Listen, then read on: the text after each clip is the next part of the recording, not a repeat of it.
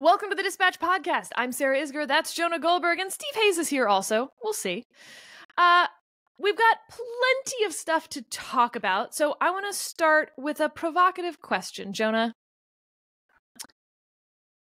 Is it fair to compare what is happening on college campuses right now and the pro-Palestinian protesters' tactics to January 6th on the right? Oh.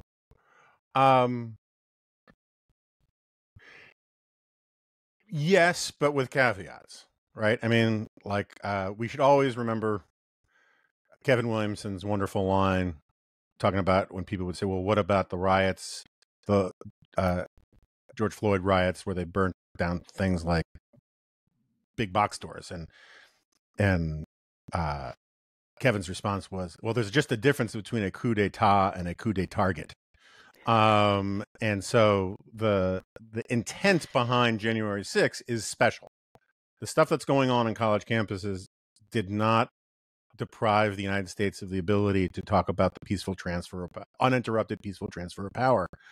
That said, like, there's an enormous amount of sort of double standard stuff going on here. Caitlin Collins, my CNN colleague, got a good zing into J.D. Vance where she was like, let me just get this straight. You think people who break into buildings unlawfully and violently and vandalize the place should get prosecuted under the law? And he's like, yes, absolutely. And she's like, okay, because you raised money for people who did that on January 6th, which I thought was totally fair game, right? And so I thought you were going to ask, is the comparisons to the 68 campus rebellions fair or accurate? And my answer was going to be no, but you didn't. So anyway, on the January 6th thing. Well, now I have to ask that. I just think that's one of the dumbest friggin' comparisons. It's everywhere. Wait, why? Which direction is it dumb? Well, I mean, look. I mean, in terms of the political backlash, no, potentially? The political backlash thing is real and legitimate, and that's all fine, and it's a good point, and I've made it, and lots of people made it, that, like, these things blow back on people. I'm talking about the nostalgics, the people who, there was a op-ed in the New York Times earlier at the beginning of the week by Serge Schmemann, I think it's how you say his name. He was on the editorial board, who was at Columbia in grad school in '68, and the piece was literally titled, "Protest is an essential part of education." And I think that is extremely dumb, but it is part of this larger nostalgia for '68. You can still find people saying that the '68 anti-war riots, our protests, stopped the Vietnam War.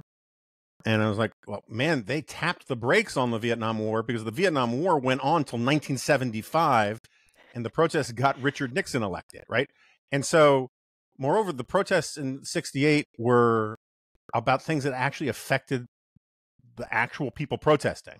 It was about the draft, chief among them. And the stuff today is people are so much more forgiving of it because they are nostalgic for '68, and they impose upon it those narratives, and they really just don't fit. This is protest as cosplay. The stakes are this is all sort of this is moral bravery on the cheap for a lot of these kids. And it stems more from the BS pedagogy of the schools than it does from, like, a serious issue that affects their lives. And so, in that way, I think the analogies are bad. Okay, Steve, we've got two other analogies to throw out there. I mean, Jonah touched on one of them a little, which is the George Floyd protests, or Occupy Wall Street. I'll let you sort of pick which one on the left you want to pick. And then, obviously, these students believe that they are carrying on a tradition from the civil rights era. And they make the comparison openly and all the time. This is Selma without the dogs in the water, said one student. What about those comparisons? And feel free to touch on the '68 comparison and the January 6th comparison if you'd like. Yeah, I mean, look, let's just stipulate that there are some of these students who are undoubtedly sincere in their beliefs and are there because they're protesting what they see as a great injustice unfolding in Gaza right now. Fair enough, and can point to things to support their case. Those are not, I would say, as a general rule, the people who are speaking for the protesters. The people who are speaking for protesters seem to fall largely in two groups. One of them are students who don't really know what they're doing there. They might have some romantic visions about sort of being the successors to the 60s civil rights protesters. But as a general rule, I think there are a good number of the protesters who are there because it's a social event, because they know people who are going to protest, because it's a big thing that's taking place on their campus right now. That, I think, is the charitable view. The other group, and I think the more problematic group, are protesters who are actually in favor of what Hamas has done, what Hamas does, and what other terrorists do. I mean, these are these open anti-Semites who are not making a principled case, but are making a case for exterminating Jews. And it's, we talk a lot here on this podcast and at the Dispatch generally about doing our best to avoid nut picking, which I can't remember, Jonah, if that's a term that David coined or just used. No, I asked him about that. He helped popularize. Okay, he didn't coin. He says he didn't coin it. I like it. I mean, it's basically the practice of picking the most extreme argument of people on the other side and amplifying that argument and pretending that that's what your opponents believe in a debate or a discussion or what have you. We do our best not to do that, but there's no other way to see what a good number of these protesters are doing, but that it's sort of an active argument for exterminating Jews. And I just don't see how, the civil rights era protests. I mean, I think some of the stuff that happened on Columbia was excessive. Certainly there were you could point to excesses on the part of the protesters at a number of different places. But, I think they had a very strong moral argument to be made there. Hey, let's treat everybody equally. There is no moral argument that says we should exterminate these people. And that's, I think, what some of the protesters are effectively arguing. Jonah, just from a very practical standpoint, these students are getting what they want. The schools are negotiating with them. They're getting the attention. Isn't this actually very effective? I don't know. You have to go case by case, right? I mean, clearly at UC, we're recording this on Thursday morning, and I was on set watching them tear down the UCLA campground. I don't think those kids wanted to lose their encampment. But yeah, I mean, the tendency in so many different spheres of our politics and culture to ignore the old advice about careful what you wish for is just so astounding to me. And these kids wanted to be the center of attention. They claim that they're doing this on behalf of Gaza and the Palestinians, but the conversation in America isn't about Gaza and Palestinians anymore. It's about free speech and the tradition of protest and these kids. And it seems to me that that's how they like it. And so they're actually, not only are they hurting Joe Biden, not only are they turning big swaths of the country against them and their cause, they're distracting people. I mean, the national chatter, the national conversation was much more pro-Palestinian 6 weeks ago, before all this started, than it is now. These guys are doing exactly what they think. It's another example of the sort of the collective action problem that, ruins our politics. What's good for Marjorie Taylor Greene is bad for the GOP and bad for the country. What's good for these, and I'm just totally done being sympathetic to the protesters in any way, even the ones who are sincere, because they're so misguided in how they're doing it that I think if I were passionately pro-Palestinian, I'd be really pissed at them. But these kids, they're getting the incentives. They have the incentives. They want to be performative, and it's hurting the cause that they claim to care about. It's hurting the schools that they claim to care about. the administrators are so besotted, so ensorcelled with nonsense nostalgia about and ideologically screwed up pedagogy about the importance of protest, that they deserve all of this. But none of this has been good for anybody who has good faith, noble desires, in this anymore. And the sincere protesters keep showing up to protest alongside the people who are calling for the eradication of Jews. Like, they show up every freaking day, and they're okay with that. It would be like if I were protesting against racial preferences in higher education and standing next to Nick Fuentes.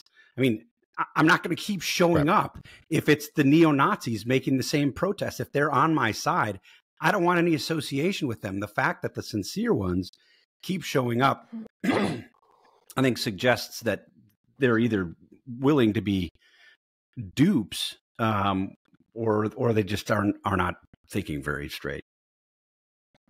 So, Steve, Jonah has a point about this actually fitting into our politics perfectly, though. Whether it's AOC, Marjorie Taylor Greene, Matt Gaetz, any number of examples that I can point out from all of the sides where the personal incentives are just overwhelming the group incentives. And so as the power of the two political parties has, now declined to the point that I think it's kind of hard to say that we have political parties. There's certainly a designation on ballots, and there's a thing called the Republican Party, National Committee and the Democratic Party National Committee, but they're now being run by individual candidates so much versus a separate party structure. I don't know. And they're weak brand management firms. But are they even pretending to be that anymore? I really think they're just the campaign arm of the candidates versus what parties used to be. More right? on They're the no longer Republican side than the Democratic I don't think they're brand side, managers. They don't have Yeah. policy. Well, so this was my question. Is that just because Donald Trump happened to the Republican side first, and that these protests are actually proof that it's just as likely and just as flourishing on the left? There just hasn't been a Donald Trump yet. Bernie Sanders is not Donald Trump. So when you compare 2020 primary and Joe Biden winning the primary, it's because there wasn't a Donald Trump option. Yeah, I think that's fair. Sorry. I think it's hard to know. Trump was such a unique phenomenon when he sort of landed on our politics in 2015 that he's distorted everything there is around. And, if we would have predicted, even when it became clear that he was going to be the Republican nominee in 2016, if we would have predicted that the Republican Party would sort of set aside its platform at the convention and in effect say, whatever this guy thinks, that's not how it's ever been. So Trump was such a huge presence and so unique, and his following so cult-like. Barack Obama certainly there were cult-like elements to the support that Barack Obama had, but it was nothing like what we've seen with Trump. And in a weird way, Biden is the antithesis of that. There is no cult of Joe Biden. It's not like there are, even the people who are working for him in the White House, who worked for him for a long time, they like the guy. They think he's effective. A lot of people who work directly for him are undoubtedly enthusiastic about the guy. But if he wasn't president right now and he went and gave a speech at a rally somewhere, would more than a couple dozen people show up? So I do think it's more true of Republicans than of Democrats that the party sort of just melted into this personality cult. But I think you raise an interesting question. I'd be interested in your thoughts on this. It seems to me that and I you don't want to overread these events or engage in wish casting, but given the sort of failure of Marjorie Taylor Greene on trying to remove Speaker Mike Johnson and the sort of open hostility that's being expressed towards her by her fellow Republicans. And given the frustrations that you're seeing from some Democrats at the fact that these protests have become this sort of made for TV moment, which I think many Democrats, particularly Democrats in competitive districts, don't want to have to embrace, certainly don't want to be lumped in with.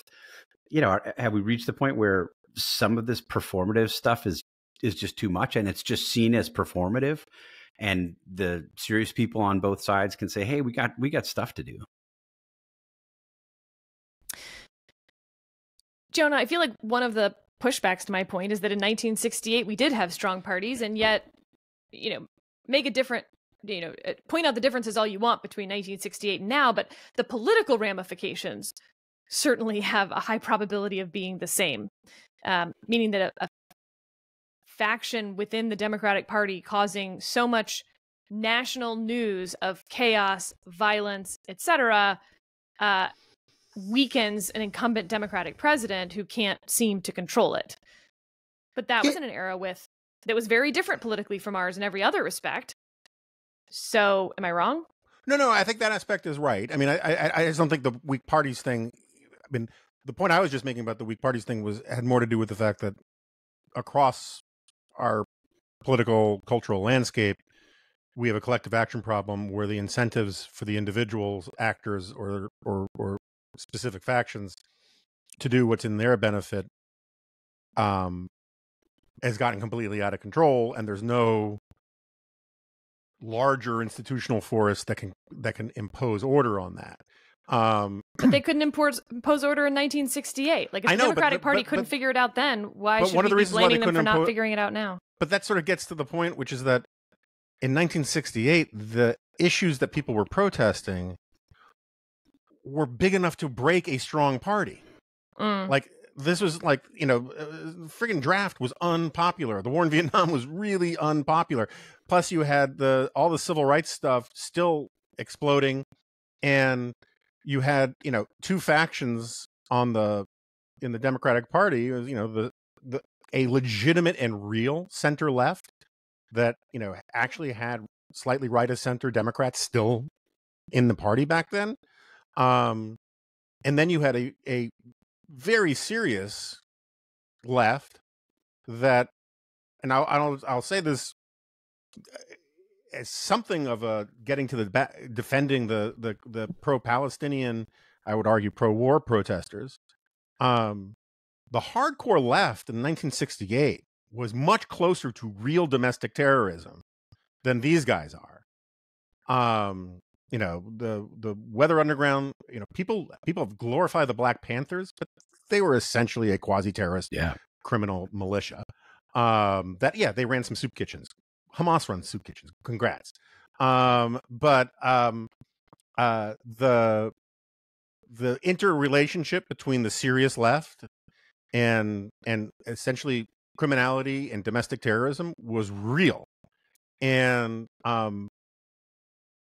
those centrifugal forces came to a head in 68 at the Democratic Convention and pulled it all apart.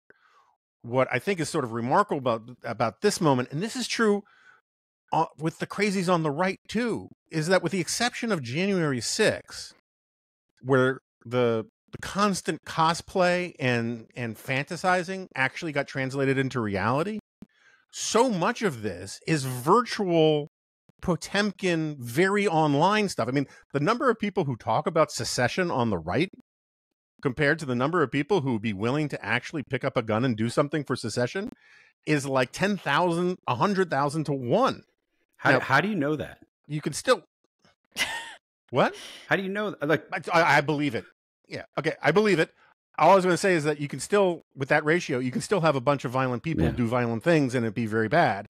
But you look at the ratio of the people who've been prosecuted for January 6th compared to the number of people who showed up to protest on January 6th, and it sort of gets my point. Similarly, the guys who are protesting on college campuses right now, they talk a big game about being radical, this, and in solidarity with terrorists, that. But if you actually tell them that we're not going to have your quinoa bowl delivered to you while you're occupying the building, they freak out, right? They're willing to do a lot of things, but so long as they're not suspended but they have to get amnesty, right? And so a lot of it is play acting from these people. In 68, it was much more real. Now, it could get real here. I mean, that's the dangers. Yeah. The more you talk this way, the more permission you give yourself to go from the realm of rhetoric to reality. And that's how lone actors get activated. They believe this stuff. The guy who went and shot up Comet Pizza, all he imbibed in the media was this stuff about the pedophile ring working out of this pizza shop, to the point where he jumped from the screen to reality and brought a gun in there. That's a real danger. But I think the Democratic Party, a lot of the problems we have today, it's kind of ironic. You're talking about weak parties and all this kind of stuff. The reason we have weak parties is because the left faction won that fight in 68, and in 72, George McGovern changed the rules for the Democratic Party about how it was going to work. And as he put it, I opened the doors to the Democratic Party and 2 million people walked out. And then the Republican Party, in its infinite stupidity, decided to copy a lot of that stuff and switch to primaries too. And the primaries are the main driver of what weakened these parties. So I think we need to talk about the violence that is now unfolding on some of these campuses. So we had talked about this last week, that I was surprised that there wasn't more violence going on, and frankly, more violence sort of being drawn like fowls from the, Jewish students, pro-Israel students. Well, fast forward a week. Now, first of all, there's the violent clashes with the police who have tried to clear these encampments, and the schools then back off, and then they do send in the police, and then they back off until sort of things get bad enough that they send in the police once and for all. The other part of what's going on is the schools that are telling the police not to engage and then allowing the encampments to continue, allowing students to prevent Jewish students from getting to parts of campus. We've now seen in California violence really break out when a basically pro-Israel counter-protest group violently attacks the encampment of the pro-Palestinian group. Now, they say that they did that because the previous day, a female Jewish student was beaten unconscious by the pro-Palestinian encampment folks. And around, I think we can go, but there's no question that a large group of pro-Israeli students wanted violence. They came in and started it in that sense, in that moment. And the schools still stood by. I mean, is this just now the anarchy? How are we supposed to condemn this violence? Who's now responsible? Yeah, I mean, it's so ironic and maddening when you think how many schools over these past couple of decades equated speech with violence and, thrust themselves in front of people who would make speech that the administrators didn't agree with, are now confronted by actual violence and sort of stand back and don't want to get involved. Yeah, I mean, I don't know. We've talked about this a lot offline. You worry that what we're seeing here and the intensity of these disputes will spill over into broader violence. I mean, when I look forward to November and try to imagine various outcomes in the presidential election in November, it becomes harder and harder for me to imagine us getting through November to the inauguration of either Trump or Biden without seeing real political violence. I don't say that to be alarmist, but the scenarios that we're looking at in the sort of, you feel like we are sort of on, I don't know what the right analogy is, dry pine needles everywhere, and one match, one spark can just light this thing for a long time. Could the campus protests be that? I think if we see more violence, you get this in fits and starts. Does it build? that seems entirely possible to me. And you layer on top of that the kind of rhetoric that we're getting, from the campaigns themselves. I mean, if you look at the things that Donald Trump is saying, he was asked directly in this big interview he gave to Time Magazine about whether violence would be appropriate after the election. And he, in effect, said, yeah, if the election's not fair, maybe violence is necessary. That's a bad paraphrase. He said, if we don't win, it depends. It always depends on the fairness of the election. And the question he was answering was about political violence, whether there would be political violence. And he was not only sort of not down talking, and I think it sounded like he was talking it up as a legitimate response. I think in that environment, when you see things like what we're seeing on campuses around the country, there's reason to be concerned. No, I agree there's reason to be concerned. Can I just make one point about the stupidity of the situation that they're in? Because it is such, at a macro and micro level, this was such an unforced error for the country. Most college kids, most young people don't go to college. Most college kids don't go to elite universities. Most elite universities still aren't bedeviled like this.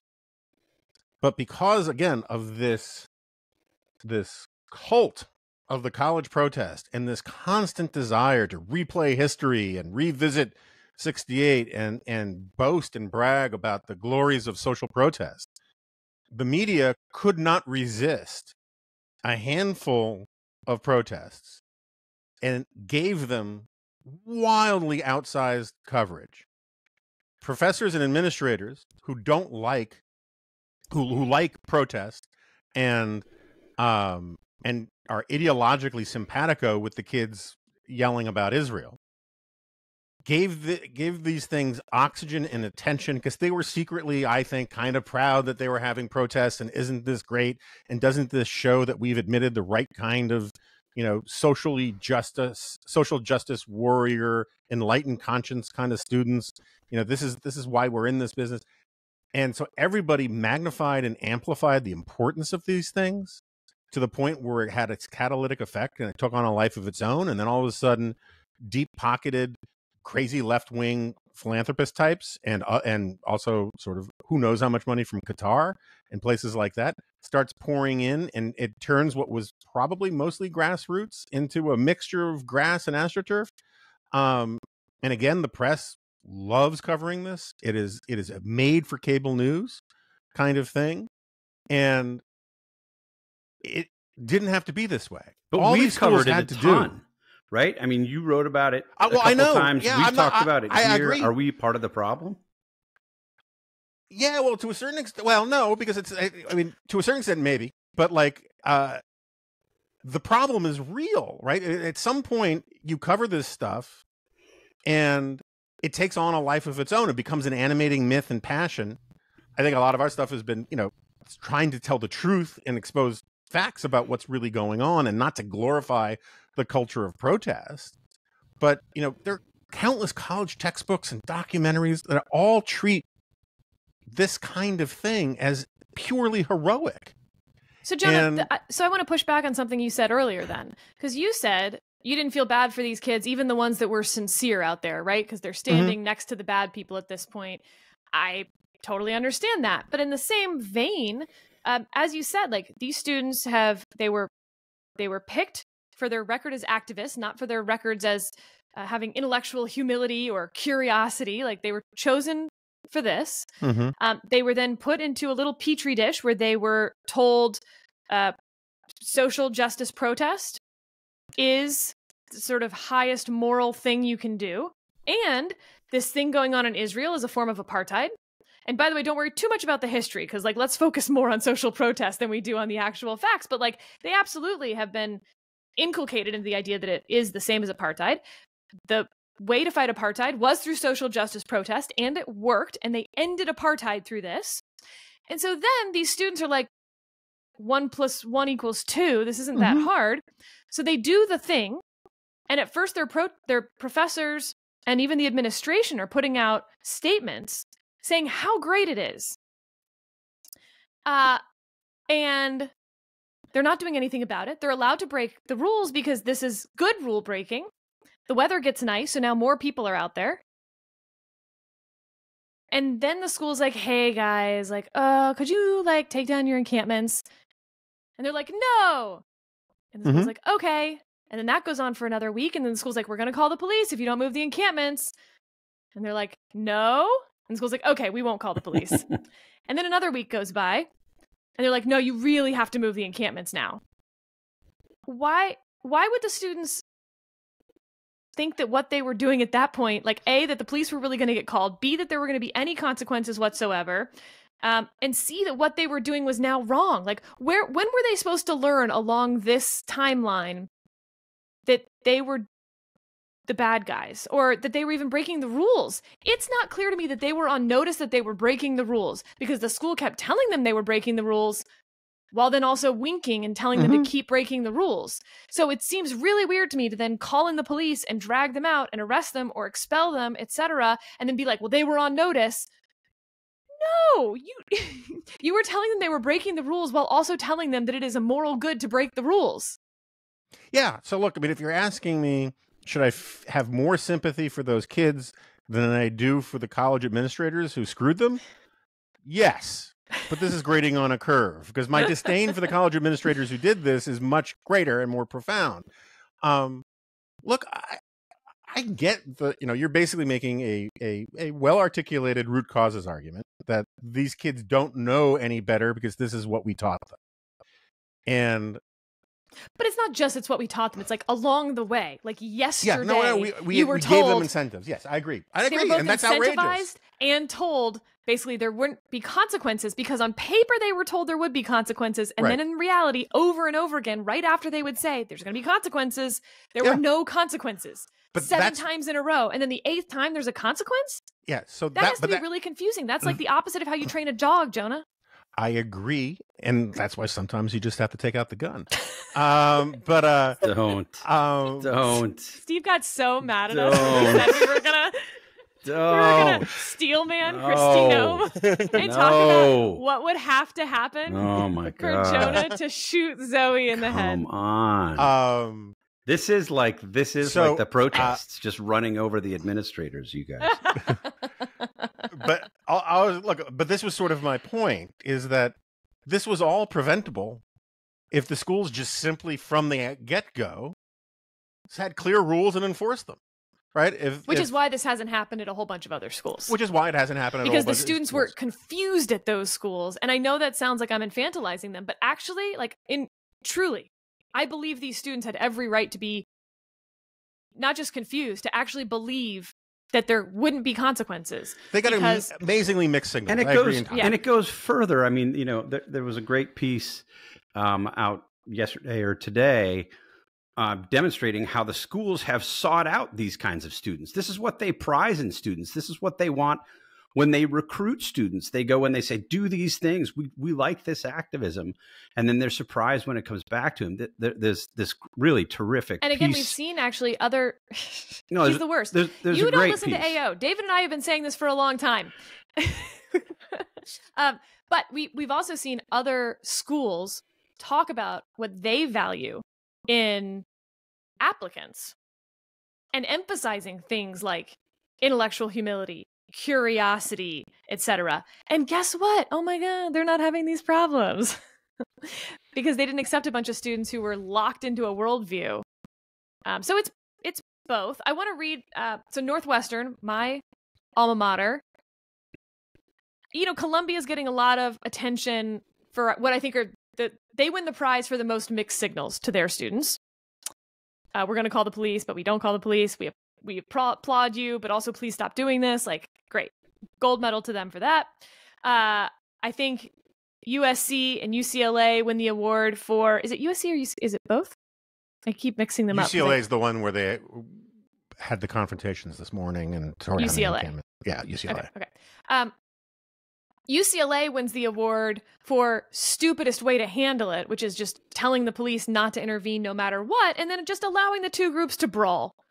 That's a terrible plan. So gold medal to you, UCLA. But I have to say that Northwestern, I think, wins the overall competition. What's it in gymnastics? You have the individual events, and I'm handing out gold medals for those. But for the overall team medal, my alma mater wins the gold medal. They had an encampment like every other school. They sent the same mixed signals telling them they needed to take down the encampment or they were going to call the police. They did not call the police. They allowed professors to hold their classes at the encampment, including forcing their Jewish students to attend those classes, or else obviously they'd be missing class. And then they negotiated with the students, and I've talked about this before. They acceded to several of their demands, including but not limited to full ride for Palestinian students, a commitment to hire Palestinian faculty, allowing a student from the protest on the investment board to vote on where Northwestern should invest its money, and my favorite, of course, the dining hall demand. And it's very unclear in the demands, but I've talked to a Northwestern student. The protesters demanded that sabza hummus be removed from the dining halls because it's made in Israel. So the Jewish hummus is gone, y'all. And then, so you'd think that Northwestern, by acceding to all these demands, got something like the end of the encampment, but they didn't. The encampment is still there. So this is amazing.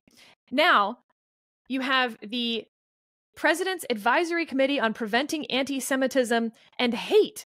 7 members have stepped down. This is from their letter. It is essential that the university develop appropriate and timely recommendations to address and prevent anti-Semitism and hate. However, in light of the university's leadership not to utilize the committee for its stated purpose, we can no longer continue to serve in this role. And as they noted, they've negotiated with what I think many of us would call a hate rally, struck a deal incentivizing further rallies like this, and didn't even bother to consult the anti-Semitism task force that might have had something to say about all of this. So congratulations, Northwestern. You have really embarrassed all of us.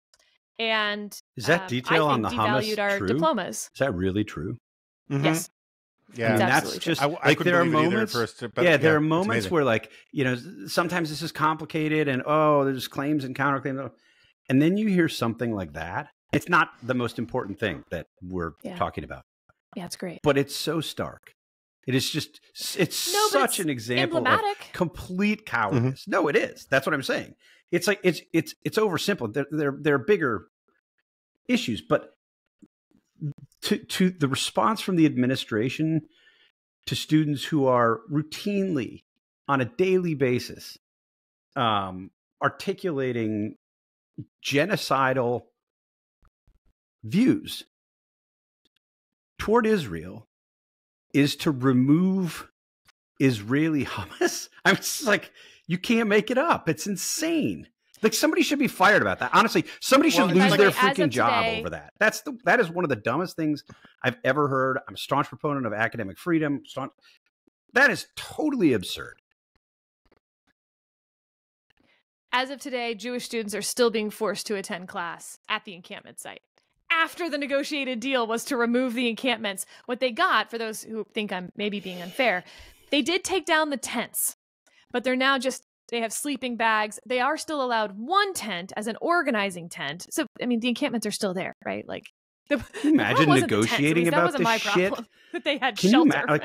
Who negotiates about this shit? It's just so stupid. Well, I mean, look, I wrote about this in the G file yesterday, but this woman who's a grad student with an emphasis on stuff that, for 99% of Americans, sounds like one of Charlie Brown's teachers talking. I mean, it's just totally incomprehensible, impenetrable nonsense. Jonah, I'm a pretty well-educated person, and I read it 3 times and could not understand it. And you kind of tried, and I read your attempt. Yeah. My IQ is not high enough to understand. You ask ChatGPT to say, render some intellectual sounding gobbledygook, right? Yes, it didn't. Yes, that's exactly. It sounded like those fake papers that people would submit with jargon, and everyone's like, "Ooh, they've got all the jargon in the right places." I have no idea what any of it means. Or, in fairness, it was poorly translated from German. But anyway, she became famous because she's demanding that while she's speaking for the people illegally occupying a building who've been told to leave, or the police will come. And her demand is, you have to send us food and beverages because that's, her words, basic humanitarian aid. And the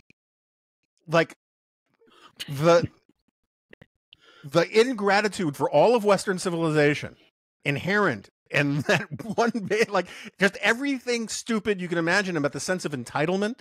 Jonah, also, like when I mean, again, I lived next to the dining hall, and sometimes I would sleep through dinner. I would take a nap, and I would miss the hours of dinner, which by my memory were something like 4:30 to 7. Mm-hmm. Like it was really early. And like if I'm going to go out, I need to take the nap, you know. If I miss dinner at the designated location where they serve dinner, you've been denied your food. You've been denied your food. For. You were denied, yeah. Humanitarian aid. They didn't you're deliver like it to my Omar's daughter. dorm room. God. I'm so confused by the logic, even though they were like, "Well, we signed up for a dining plan." Like, yeah, so did I, man. Like, and I didn't get to eat there a lot because if you didn't get there by 7, you didn't get the food. Right. But you see, naps are different. Naps are choice. They are compelled to protest genocide by occupying a building. I was pretty tired, Jonah. All I'm saying is, as a matter of social justice, it's basic humanitarian aid, Sarah. I can say the words as many times as you like, because that's the only argument there is. It's just to say the words and hope people will get Jedi mind tricked into thinking it's like a serious thing. Wait, can I read her dissertation topic? Please. Hold on. Okay. My dissertation is on fantasies of limitless energy in the transatlantic romantic imagination from 1760 to 1860. My goal is to write a prehistory of metabolic rift, Marx's term for the disruption of energy circuits caused by industrialization under capitalism. I am particularly interested in theories of the imagination and poetry as interpreted through a Marxian lens in order to update and propose an alternative to historicist ideological critiques of the romantic imagination. And this will be a shocker. Prior to joining Columbia, I worked as a political strategist for leftist and progressive causes and remain active in the higher education labor movement. Oh, you don't say. The most important thing is that we forgive her student loans. Right? I mean, like, that's the other thing. I mean, we're going to tie it to politics is like, we're putting forward the face of students who, again, I'm serious. It's a very tiny, unrepresentative sample of actual college students and of young people at a time where Biden is fighting tooth and nail to illegally forgive student loans. And people are like, these are the people, like, I can't get my business pickup truck for my landscaping business. I can't get my truck loan forgiven, but I'm going to forgive the transatlantic metabolic rift lady who's breaking the law. And we're going to forgive her loan. I mean, it is the unforced error of cultural stupidity in all of this is just mind-boggling to me. Okay, but there was some good news. So, it was at UNC, right? The bros are at UNC? Just checking. Yeah. Flag bros, okay. Over at the University of North Carolina, the American flag had been taken down to hoist up the Palestinian flag, liberation flag. I don't know what the flag actually technically is. And a group of fraternity brothers didn't like that. And so they went and protected the American flag and put it back up on the flagpole. There's sort of an Iwo Jima-esque photo of all of these, dudes in their critter shorts. They're making sure the flag doesn't touch the ground. John Noonan, who I believe used to write at the Weekly Standard, Steve Hayes, and is now national security legislative aide to Tom Cotton. Yep. Got the idea to start a GoFundMe page for these frat bros so that they could throw the best rager ever to celebrate their patriotism. Well, this GoFundMe page has, just of our recording, raised $350,000, and this note has now been appended. A program note for all of you who bleed red, white, and blue. We have identified a world-class event planner named Susan, and she is already hard at work. She worked in the White House and knows what she's about. Another fine American is wheels down in North Carolina tonight and working to identify all of our noble-born barachos who stood down the frumpy hordes with nothing more than a pastel shirt and a smile.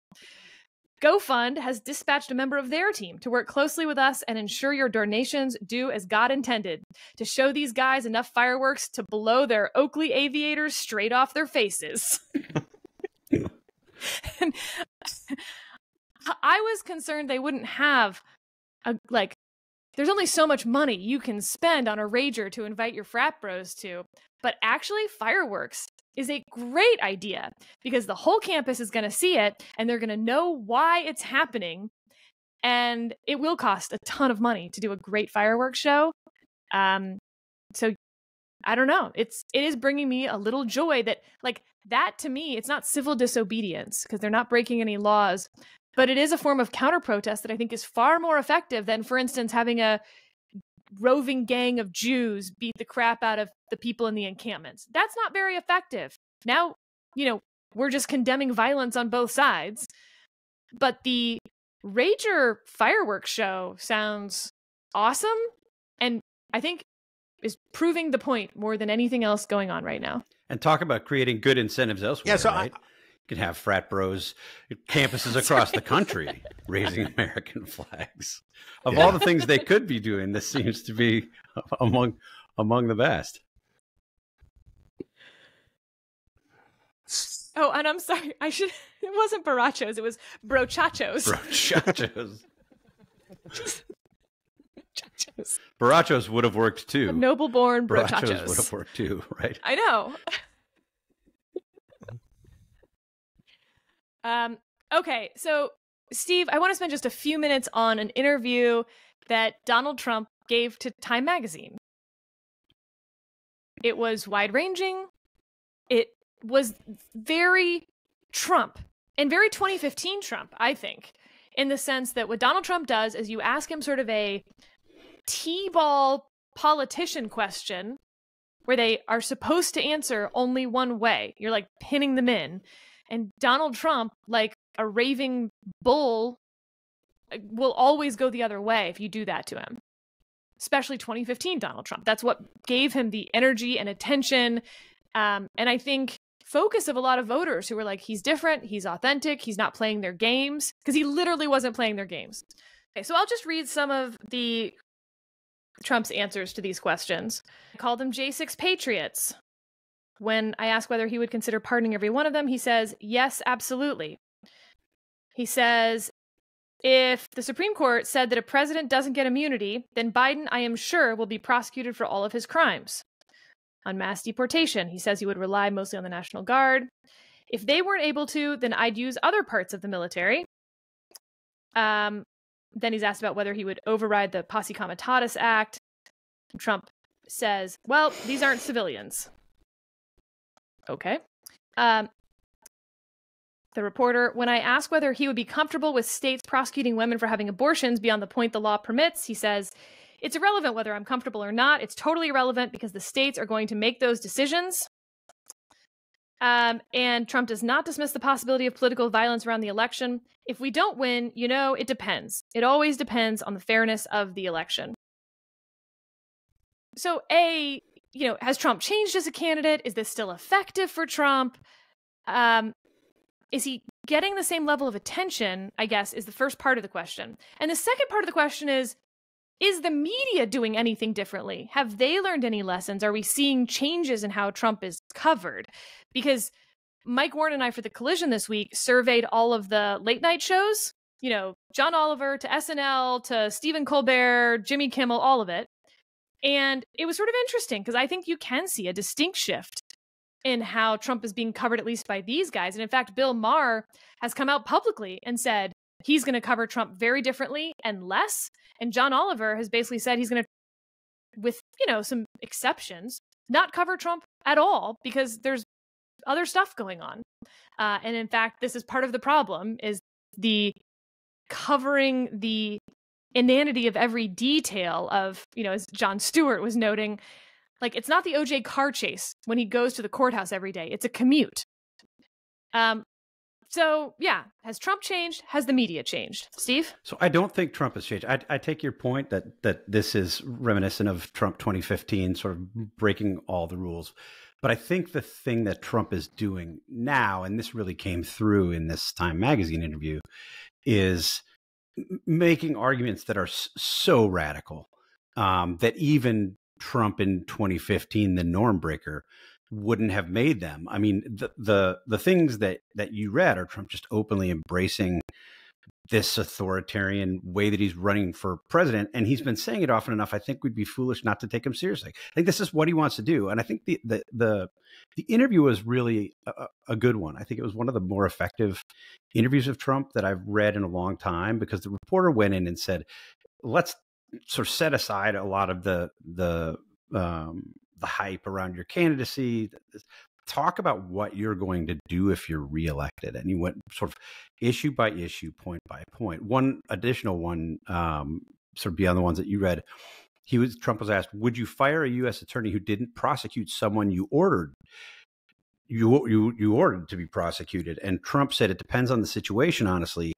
And the reporter said, so you might? And Trump said, it would depend on the situation. Yeah. So he would fire a prosecutor who didn't prosecute somebody Trump ordered him to. And Trump, in every one of his rallies, talks about how he's going to use the Justice Department to go after his political enemies. I mean, that's the kind of thing that's new. Like we haven't seen that from a major political party candidate before. And I think actually the way that you're describing what those late night hosts are doing, I mean, I don't really care much about the late night hosts. I don't think they're that influential.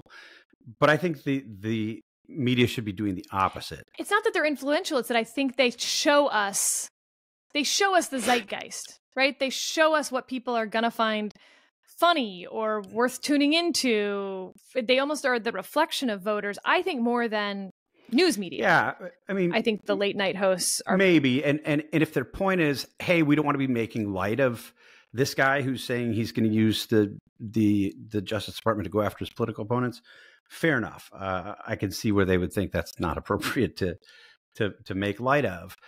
I think we should have the opposite. I think we should be covering Trump more. I think we should be taking seriously what he's saying more and more. I think there's a divide in the Republican Party. I've talked about this with our Nick Contogio. He's written about this before.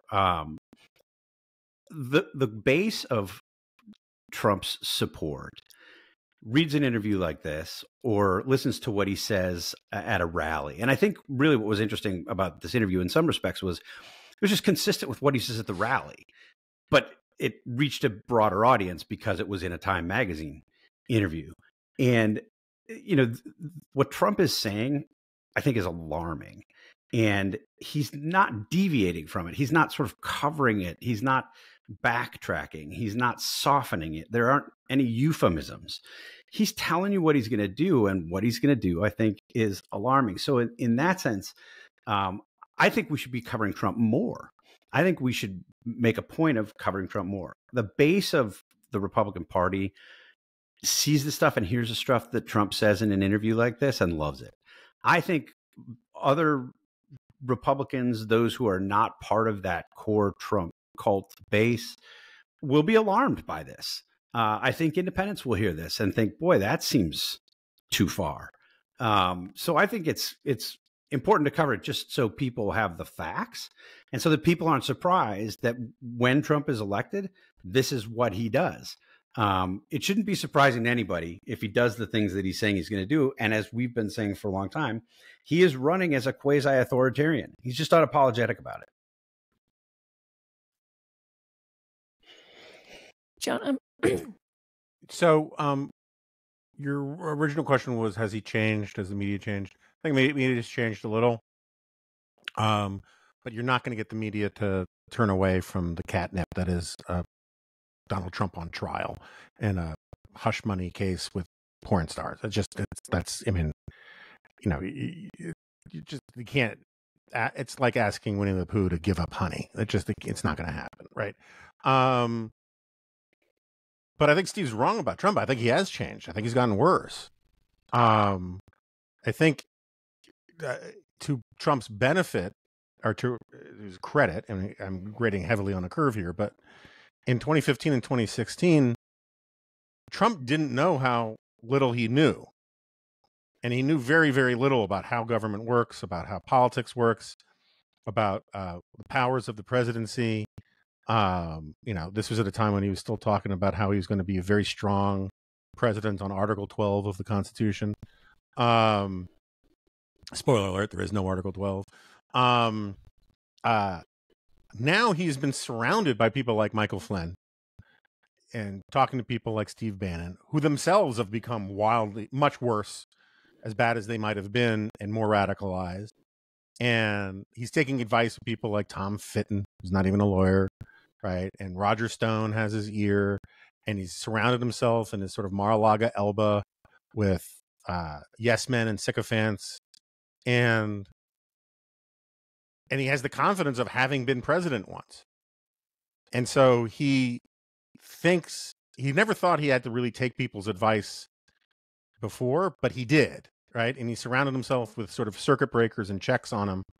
They're going to be gone, right? He now has made it very clear that he only cares about loyalty and wants to sniff out people who have good conscience. I know we're not supposed to talk about the Kristi Noem thing, but one of the theories about why she bragged about doing this was to signal to Trump that she's willing to do anything asked of her, no matter how messy or gross, right? And while it may not have been the case, it's not implausible either. It's like reasonable people can differ on that interpretation. And so I think he's definitely gotten worse. I do think it's there are a couple funny things in the Time Magazine interview. I mean, one is, and I understand the National Guard is different than the Marines, but he says, well, I don't talk about the military. I like to talk about the National Guard. Just for the record, the National Guard is the military, right? Like, it's just like straight up part of the military. It's got a dual nature role kind of thing. And then there's like the stuff where it's the kind of thing where if you have made peace with Donald Trump, you no longer hear. It's just white noise and it doesn't bother you anymore. But the Time reporter asks him about where he's going to come down on the mifepristone, the abortion pill, and he says, "Oh, we're going to have a fully worked out plan on that in 2 weeks." And then the reporter calls him back 2 weeks later, and he's like, "Oh yeah, we're going to have that in about 2 weeks." He's like, that's what he says when he doesn't have an answer, and he's used it brilliantly in the sense that it's worked for him. Like, I used to have this argument of whether or not basset hounds were smart. And my argument was always like, they get everything they want. That's proof of some kind of intelligence, right? Donald Trump says 2 weeks. The press forgets, loses attention. Politicians forget. The base forgets. They're satisfied with the answer, and he moves on. It's the kind of skill you develop, selling condos. And so the press... Definitely thought you were going to say something else. The press has learned how to spot that a little bit, which I think is a sign it's changed a little bit. But the Trump you see, if you're willing to see it, is the Trump you're going to get. Yeah, to be clear, we don't disagree. I'm just imagining a line of guys who... I'm with you. I think he's gotten much worse. I think the way that he's talking and the way that he's campaigning, this is why McKay Coppins at The Atlantic had a really terrific piece maybe 2 months ago and said sort of the most important thing you can do if you're a civic-minded American is go to a Trump rally. Like, listen to what he's saying and take it seriously. It's the old literally seriously thing. And, so many Trump supporters for so long. And I think you still get this from the Trump supporters who are elected Republicans who, privately say that they are worried about him or they don't like him or they worry about political violence and publicly say they're for him. Their sort of last remaining dodge is, oh, he's just saying this stuff. Like, he's not going to do it. I just think we don't have the luxury of imagining that anymore. I think we should plan on him doing it. He's been saying it for long enough. He's tried to do these things before. I mean, there were a lot of Republicans who in the days before the 2020 election laughed at those of us who raised concerns that Trump was going to try to steal it. and was going to try to remain in office, and said, "Oh, that's silly. That's so dumb." Ross Douthat at the New York Times had a column about this. There's been a quote that's circulating from Patrick Ruffini at Echelon saying, that's crazy to think that he would do this. You people are hysterical. You're alarmist. And of course, that's exactly what he did. And he would have succeeded, but for some of the guardrails that are in place and the courageous actions of a few individuals, including and especially Mike Pence. I think we should believe that Trump is going to try to do these things. It'll be weird. It'll be zigzagging all over the place, ad hoc decision making, but he knows what he wants to do. I mean, there's a reason that that the central theme of his campaign has been for 6 months and continues to be to this day, retribution. That's what he says he's going to do. We should take him seriously about it. All right. Not worth your time today. I've talked about Ron DeSantis and Gavin Newsom being different sides of the same coin when it comes to free speech. And that really it's a metaphor, not a metaphor. It's a larger conversation about the left and the right, both wanting authoritarian, illiberal powers, just wanting them to pursue different causes, their own. So I was especially horrified when I saw Governor Ron DeSantis signs legislation to ban lab-grown meat in Florida. As one person put it, I'm not a vegetarian, but I feel like this is low-key psychotic. You should not even have the option to eat a steak without making an animal suffer. This seems counter-conservative in several respects. I mean, most obviously, right? Like free markets. I'm curious if y'all think that Ron DeSantis has tapped into something in the conservative movement, represents a different part of the conservative movement, or just isn't a conservative when you add together his social media legislation that bans social media companies from removing content that he wanted up there, to now, like, you can't buy lab-grown meat if you want to because beef? I don't know. I'm pretty horrified by it. So I did not know we were going to be talking about this, and I haven't followed this. But what is the argument that he offers for banning it? I mean, like, what's the public policy rationale? I want to get it right. Hold on. Because the only thing I've seen is that elites are pushing it, so that's not a real reason. So I wanted to find something better than that. Okay. Okay, so here's what Ron DeSantis said. I'm not sure it's going to be a good answer to your question.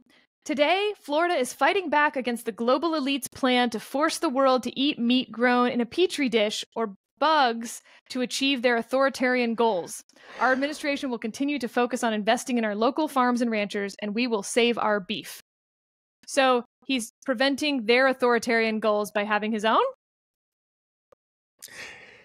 Yeah. Sorry. Look, I think it's ridiculous. I've written many times about the just incessant desire among Greens and the journalists who love them to get people to eat bugs. It is a perennial. I think it's embarrassing. It's one of these things that the sort of elite climate change press does not realize how ridiculous they sound.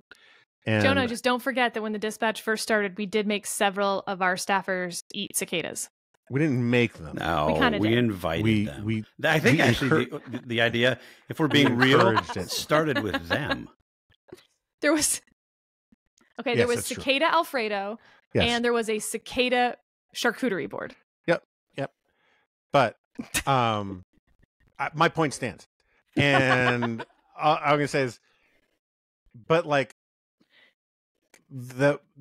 where is the evidence that anybody is trying to force people to eat lab-grown meat, right? I mean, I follow this issue a little bit. We are very far away from actually replacing the cattle industry in this country with lab-grown meat. I'm not saying it's 50 years away, but both in economics and in technology at scale, it's a while. And so, yeah, I think this is just really crappy culture war signaling. I think DeSantis is giving in to his Twitter trollish understandings of the electorate and being a right-wing statist. I mean, unless someone comes at me with some new argument or new evidence that I'm unaware of about anyone trying to force anybody to do anything. It's domestic protectionism, industrial policy with a ready for Fox and Friends hit flavor. Steve, last word to you. Yeah, I mean, look, this is part of, there's this sort of green movement pushing this lab-grown meat as the answer to climate change and any number of environmental concerns. And there are arguments, for subsidizing the production of this kind of meat, which I think go way too far. But yeah, I mean, I don't think you need to ban it. Why can't you just let people choose whether they want to consume it or not? I think most people, if you try it, I've not had the latest version of this, which has gotten quite a bit of hype. But if you've tried these Impossible burgers, they're not burgers, and they don't particularly taste like burgers. And burgers are good. Yes, but they're not made of meat. This is meat. Right. This is actual meat. It's lab-grown real meat using protein strings to make meat. And so it's cow. It's just not from killing a cow. It's from taking a little sample of a cow and then growing those cells using, food, different food. And to be honest, look, I am much more sympathetic to doing this at scale. If you could solve all of the various issues, I worry a lot about health things. But there's a lot of cruelty in agriculture, big business stuff. And I don't love the idea of getting rid of all of our cows. I don't think that's coming anytime soon. No. But if at the margins you could, do it without this isn't going to grow you a steak. It's growing you right. ground beef, basically. A substitute for your meatloaf and your hamburgers and stuff like that. Right. But it would at least cut down on some of the agriculture practices that are maybe also a health risk in terms of antibiotics, other potential health problems. So, yeah, and you're right, Jonah, it's not nearly cheap enough to replace ground beef in the market. It's not nearly scalable enough that you can produce enough of it to then bring down the price to compete with ground beef in the market. So the only reason to ban this is a signal to the people you think are going to be in favor of not allowing other people to choose something. Mm-hmm. It's weird. Yeah, it's weird cultural dog whistle stuff. I don't like it. Don't like it. And with that, we'll talk to you next week.